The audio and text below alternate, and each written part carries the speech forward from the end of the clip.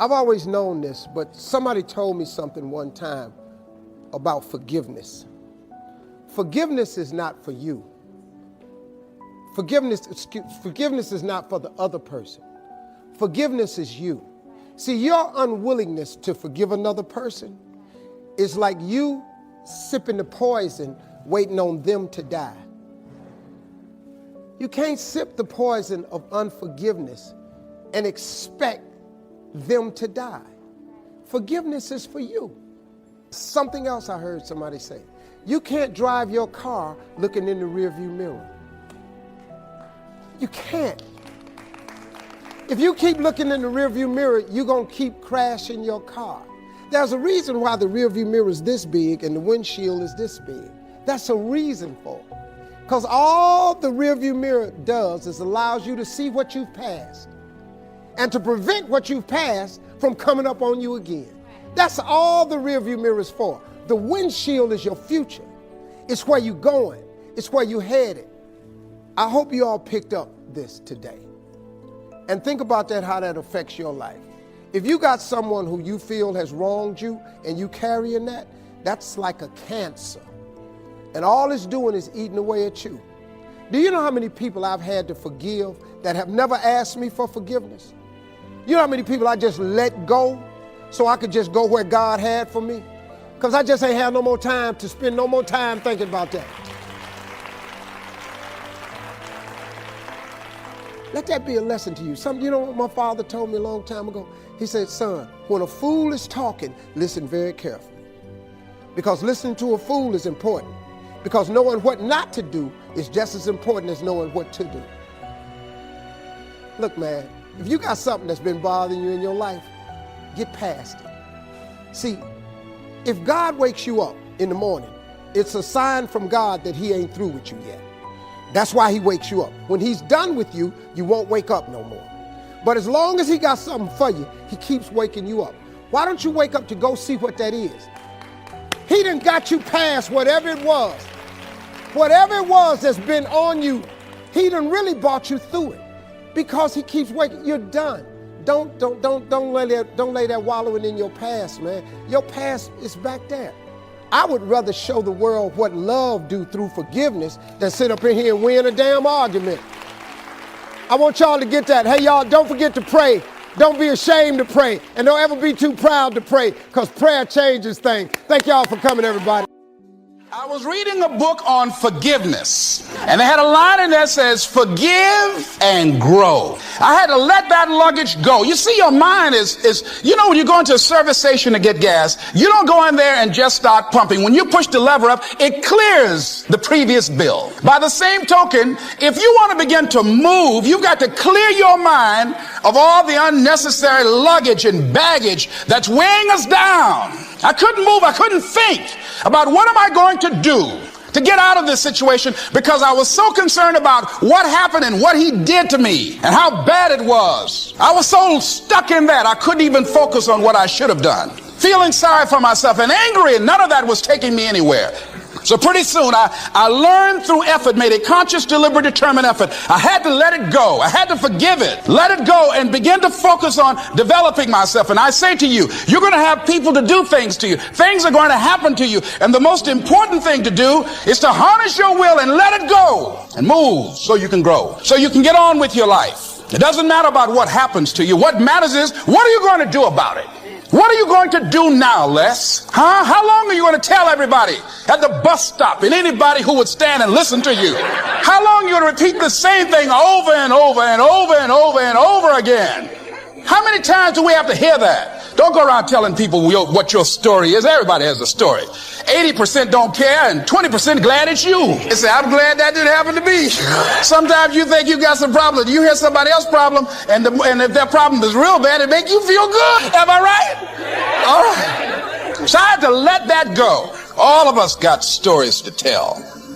The Universal Quest. Happiness is a joy that most often comes as a result of positive activity. Like wealth, it too has a wide variety of meanings and interpretations. Happiness is both the joy of discovery and the joy of knowing. It is a result of an awareness of the full range of life, the color, the sound, the harmony. And it is the joy that comes from designing a life and practicing the fine art of living well. Happiness is being able to explore the offerings of life by perception, response, and enjoyment. Happiness is both receiving and sharing, reaping and bestowing. It is being able to feast on harmony as well as food, on ideas as well as bread. Happiness is the deliberate act to create a wider world of experience and awareness. Happiness is having a handle on disappointment. It is being in control of both emotion and circumstance. Happiness is freedom from the negative children of fear, such as worry, low self-esteem, envy, greed, anger, resentment, and so on. Happiness is an awareness and a grasp of the positive power of life and loving values. It is an order of thought, activity, and lifestyle. Happiness is values in balance. It is contact with people of substance. Happiness is contentment with the tasks of your life. It is thought inspired by, organized with, and rooted in your personal philosophy. Happiness is a life well lived, in which a wide variety of experiences are deliberately captured to become an invaluable form of currency for you to spend and invest in your own better future. You sell your dream. And what you do when you do that is you sold your children's future. You sold your own future. You've sold your legacy. You've relented and you've given in. I want you to think about that. Because when you go, nah, it wasn't for me. No. That's the easy way out. Nah, I decided I'm not going to pay that big a price for my grandkids' future. I've decided I don't want to really retire my parent. I've decided I don't really want to be somebody. I've decided I don't want to accumulate enough money to fund that church. I've decided all this stuff I say about who I want to be and what I want and all that other stuff, I kind of want it, contingent on it's not too hard. And that's what most entrepreneurs do. In fact, in a year, of the 500 people here, there will be several hundred of you who have already sold your family down the river. And I say that to you so that you can begin to negotiate the price in advance. I love you. I want you to win. I want to see you prosper. I want to see magic happen for you. And if you don't, while you're at this meeting, all the notes, all the logistics, make a decision that no matter how big the price gets, as long as it's legal, ethical, and moral, I'm going to pay it. I've negotiated in advance. My will to win, my family's dreams, my future is not for sale. And guess what? We're going to enter a market, especially in the real estate space, the next 5 years. We're going to weed out all the people who haven't made that decision. We're going to weed them all out. And those of us that stay, and by the way, I've made the vast majority of my wealth in real estate, by the way. When you get any wealthy speaker that comes speak to you, they either made their money in tech or real estate, eventually. Now, I cash flowed in the financial services business, but I invested in real estate. But I made a decision a long time ago. My children, their dreams are not for sale. You can't beat this dude. I'm not the smartest, right? I'm not the brightest. I may not have all the best information, but I'm going to outwork you, and you would have to kill me to get me to stop chasing my dreams. Have you made that decision? By the way, I'm looking at some of your faces. Have you made that decision? This is too big for me. I cannot do this by myself. I'm going to forgive myself for not being Superman and not being bionic and not having the answer to everything. And I'm going to forgive myself because I can't answer all questions and I can't fix all problems and I can't be there for everybody. I'm tired. I'm going to let myself be a person and I'm going to let somebody see my person. Ooh, that's some scary stuff right there. Let somebody, because if the wrong person see your personhood, you know. So fear stops us from letting anybody come close. And let's face it, most of the people who want to come close and serve in ministry, they come for the wrong reason anyway. Most of them come for the wrong, they don't mean, they're not diabolical. They're not diabolical people. They're good people. But I teach people this, and this might be worth noting. The church is both an organization, organized, structured, apostles, prophets, pastors, teachers, evangelists, deacons. It's an organization. It has to have structure.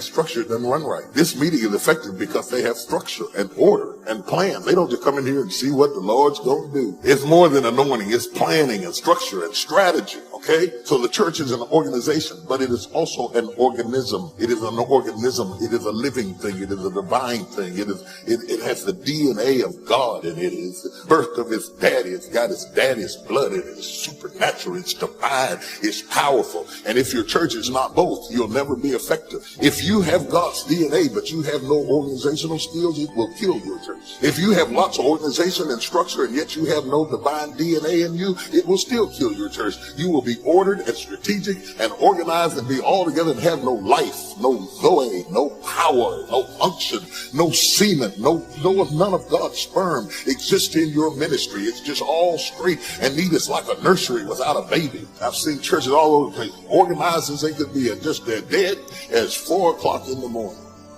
On the other hand, I've seen churches that were on fire for God, but no structure and no order, and neither one of them can grow, because if you have one without the other, you can never get it done.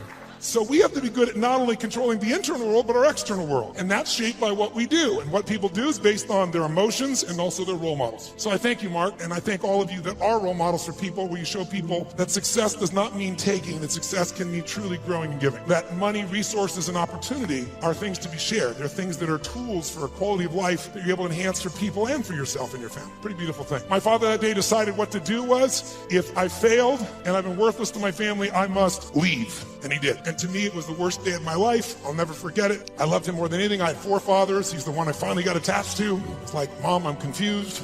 But then finally, years later, I got the benefit of it, because out of all those experiences and all that pain, that day I made 3 different decisions. First decision is I just decided to focus on something different than him. And that's the power we have. We get to decide what to focus on. And my decision number 1 is I want to focus on the fact there's food. What a concept. Pretty cool. But the most powerful thing that changed my life was meaning. I said, what does this mean? Because my father had always said, my mother had always said, nobody gives a shit.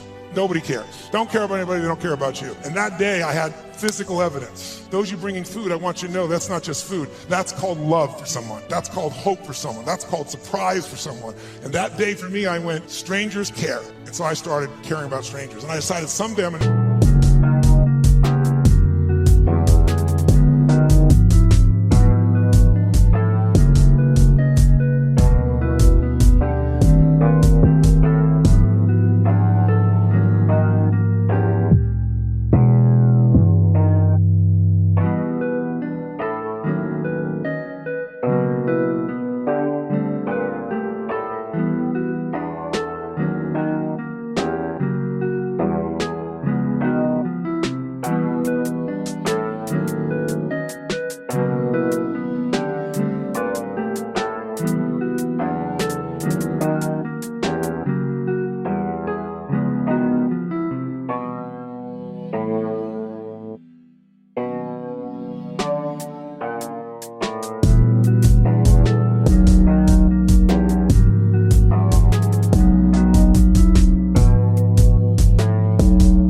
Same. So when I was 17, I've had 2 families. It was like one of the most incredible experiences of my life. I went to the grocery store. I was all excited, saved up all my money, went to the manager and said, I want to feed 2 families. This is what I'm doing. It's not for me. Give me a discount. And he gave me 10%. And I thought, cheap bastard. But I went out and I delivered this food, and ironically, I called this church and I asked in the barrio, a particular place, where are some families in need? They gave me 2 names. I put on t-shirt and jeans. I wasn't going to be acknowledged. I also didn't want somebody to be insulted, because I saw what happened to my father. And I wrote a note. It said, this is a note from a friend. And I said, I just want you to know, you're having difficult times. Everyone does at times. And I want you to have a beautiful Thanksgiving. And please feel loved. Take care of your family. And someday, if you can, do well enough to do this for one of the family and pass it on. But love a friend. And I had it written in Spanish as well. And I'll never forget, first place I pull up, this rotten old van, stick shift van, I borrowed from a buddy of mine, with all these bags of food. And I went into this place and got out, pulled up this little tiny building, really tiny, knocked on the door. And when I knocked on the door, this little woman opened the door. It's probably half my size. She's not hard, I'm 6'7", so she's like 5'2". And she looked up at me like this, and she saw the groceries, and she screamed. And she started grabbing my head and pulled it down and kissing me. I was like, no, no, no. Delivery boy, delivery boy. She goes, oh, God, you